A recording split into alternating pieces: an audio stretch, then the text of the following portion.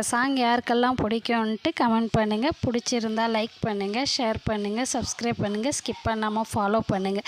இது சிம்பிளான குழம்புன்றனால நான் ரெசிபி வாய்ஸ் கொடுக்கல, அப்படியே பார்த்துக்கோங்கன்னு விட்டுட்டேன். நன்றி உறவுகளே.